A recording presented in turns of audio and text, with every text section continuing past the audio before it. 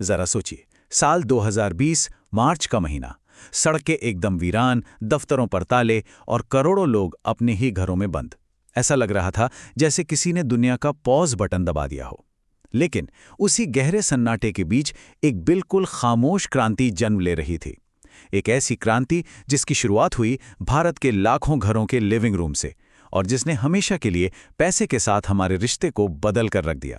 आज हम उन्हीं लॉकडाउन ट्रेडर्स की अनकही कहानी को परत दर परत खोलने वाले हैं। लाखों भारतीयों ने अपने लिविंग रूम से ट्रेडिंग की खोज की। ये एक लाइन, बस ये एक लाइन इस पूरी क्रांति का सार है। और ये कोई सिर्फ अखबार की हेडलाइन नहीं है, ये हम में से पता नहीं कितने लोगों की अपनी कहानी है। वो लोग जो शेयर बाजार को एक बहुत ही उलझी हुई पहेली समझते थे, एक ऐसी दुनिया जो सिर्फ बड़े बड़े एक्सपर्ट्स के लिए बनी है, वो लोग अचानक इस खेल के खिलाड़ी बन गए। पर सवाल ये है कि ये हुआ कैसे? आखिर एक महामारी ने हमें निवेशक कैसे बना दिया? इस कमाल के सफर को ठीक से समझने के लिए हम इसे 4 हिस्सों में देखेंगे। सबसे पहले हम थोड़ा समय में पीछे चलेंगे और बूम से पहले की दुनिया को देखेंगे।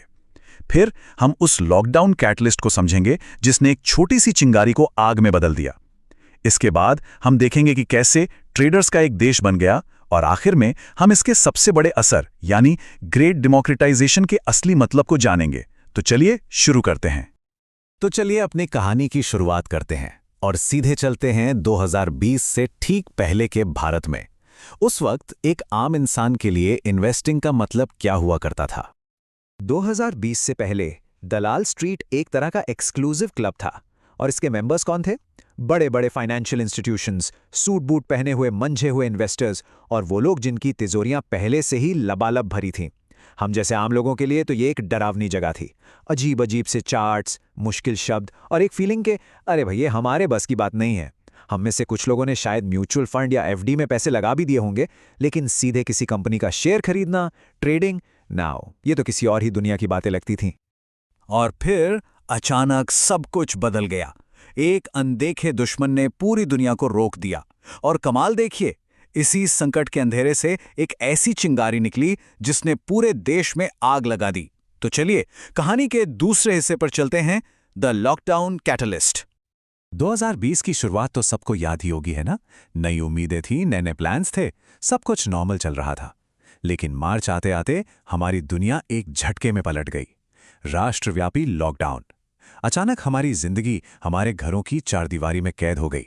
ऑफिस, बाजार, सड़कें सब बंद। ये सिर्फ एक परेशानी नहीं थी, ये एक नई हकीकत थी, एक अनिश्चित हकीकत जिसने हम सबको अपनी गिरफ्त में ले लिया था। और इसी नई हकीकत ने एक परफेक्ट स्टॉर्म तैयार कर दिया। मतलब एक ऐसा माहौल बना जहां कई चीजें एक साथ हो गईं। सोचिए, वर्क फ्रॉम होम की वजह से हमारे पास वो घंटे बच गए जो आने जाने में लगते थे। बाहर घूमना फिरना, खाना पीना बंद हुआ तो हमारी जेब में थोड़ा ज्यादा पैसा बचने लगा। हमारा सारा वक्त मोबाइल और लैपटॉप की स्क्रीन पर बीतने लगा। और सबसे जरूरी बात, भविष्य की चिंता ने हमें पैसे कमाने के नए रास्ते खोजने पर मजबूर कर दिया। तो हमारे पास क्या था? समय था, थोड़ा एक्स्ट्रा पैसा था और एक जबरदस्त मोटिवेशन था। ये तीनों चीजें जब एक साथ मिली तो एक बहुत ही पावरफुल कॉम्बिनेशन बना। लाखों लोग जो घरों में बैठे बैठे बोर हो रहे थे और अपने भविष्य को लेकर परेशान भी थे, उन्होंने अपने स्मार्टफोन उठाए और एक ऐसी दुनिया को खोज निकाला जो हमेशा से उनकी उंगलियों पर थी, पर उन्होंने कभी ध्यान ही नहीं दिया था: स्टॉक मार्केट। और यहीं से हम कहानी के सबसे विस्फोटक, सबसे ड्रामेटिक हिस्से में आते हैं। Chapter 3, a nation of traders. जो हुआ वो सिर्फ एक उछाल नहीं था, वो एक धमाका था, एक ऐसी क्रांति जिसने पिछले सारे रिकॉर्ड्स तोड़कर रख दिए। लेकिन ये क्रांति शायद कभी हो ही नहीं पाती अगर एक और सुपर पावर पहले से ही मैदान में तैयार न होती: टेक्नोलॉजी। ज़ेरोधा और ग्रो जैसे ऐप्स ने इन्वेस्टिंग को इतना आसान बना दिया था जितना कि कह लीजिए ऑनलाइन खाना ऑर्डर करना। अब ब्रोकर को फ़ोन करने की या ढेरों मुश्किल फॉर्म भरने की या किसी दफ्तर के चक्कर काटने की कोई ज़रूरत नहीं थी। बस आपका बैंक अकाउंट, आपका आधार कार्ड, और कुछ ही मिनट में आप एक इन्वेस्टर बन गए। ये एक असली गेम चेंजर था। अब जरा आंकड़ों पर नजर डालते हैं, क्योंकि ये नंबर्स सच में दिमाग हिला देने वाले हैं।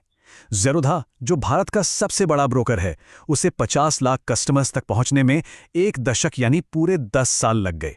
लेकिन लॉकडाउन के दौरान अगले 50 लाख कस्टमर्स सिर्फ 1 साल में जुड़ गए। जरा सोचिए, 10 साल का सफर सिर्फ 12 महीनों में। ये हैरान कर देने वाली एक अभूतपूर्व ग्रोथ थी। और ये कहानी सिर्फ ज़ीरोधा की नहीं थी।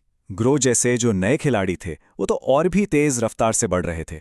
लाखों नए यूजर्स को अपनी तरफ खींच रहे थे, और इनमें से कई लोग तो छोटे छोटे शहरों से थे जो पहली बार इन्वेस्टमेंट की दुनिया में कदम रख रहे थे। ये कोई छोटी मोटी लहर नहीं थी, ये एक सुनामी थी जो पूरे देश में फैल रही थी, हर शहर हर गांव तक पहुंच रही थी। ये चार्ट अपने आप में पूरी कहानी बयां कर देता है। बाईं तरफ की वो छोटी सी बार को देखिए, ये 2020 से पहले की नॉर्मल हालत थी, जब हर साल कुछ लाख नए अकाउंट्स खुलते थे। अब जरा दाईं तरफ की उस ऊंची मीनार को देखिए, ये है लॉकडाउन इफेक्ट। ये सिर्फ ग्रोथ नहीं है, ये एक विस्फोट है। ये भारत के फाइनेंशियल लैंडस्केप का वो नक्शा है जो अब हमेशा के लिए बदल चुका है। तो इस सब का मतलब क्या है? ये जो धमाका हुआ, ये सिर्फ नंबर्स का खेल नहीं है, ये एक बहुत ही गहरे, एक बहुत ही बुनियादी बदलाव का संकेत है। चलिए हमारे आखिरी और सबसे जरूरी चैप्टर पर चलते हैं, द ग्रेट डेमोक्रेटाइजेशन। वित्त का लोकतंत्रीकरण सुनने में थोड़ा भारी भरकम शब्द लगता है ना? लेकिन इसका मतलब बहुत ही सरल और बहुत ही पावरफुल है। इसका सीधा सा मतलब है कि पैसा बनाने के वो सारे टूल्स जो कभी सिर्फ अमीर और ताकतवर लोगों के लिए हुआ करते थे, अब हर किसी के लिए मौजूद हैं। अब कोई भी इंसान जिसके पास एक मोबाइल फोन है, वो भारत की अर्थव्यवस्था में अपनी हिस्सेदारी खरीद सकता है। तो दिन के आखिर में इस पूरी कहानी से हमें सबक क्या मिलता है? ये बहुत सिंपल है, फिर भी बहुत गहरा है। जब इस्तेमाल में आसान टेक्नोलॉजी एक अभूतपूर्व सामाजिक संकट से टकराती है, तो एक असाधारण चीज पैदा होती है। इन्वेस्टर्स की एक पूरी की पूरी नई पीढ़ी, एक ऐसी पीढ़ी जो युवा है, जिसके बड़े सपने हैं और जो अपना फाइनेंशियल फ्यूचर अपने हाथों में लेने के लिए पूरी तरह से तैयार है। और ये पूरी कहानी हमें एक आखिरी लेकिन शायद सबसे बड़े सवाल पर लाकर खड़ा कर देती है। जब शेयर बाजार कुछ गिने चुने लोगों का क्लब नहीं बल्कि करोड़ों आम लोगों की भीड़ बन जाता है, तो क्या होता है? क्या इससे बाजार में और ज्यादा उतार चढ़ाव आता है, या फिर ये हमारी अर्थव्यवस्था को और ज्यादा मजबूती और नए मौके देता है? इस कहानी का अंत अभी तक लिखा नहीं गया है, हम सब मिलकर इसे लिख रहे हैं।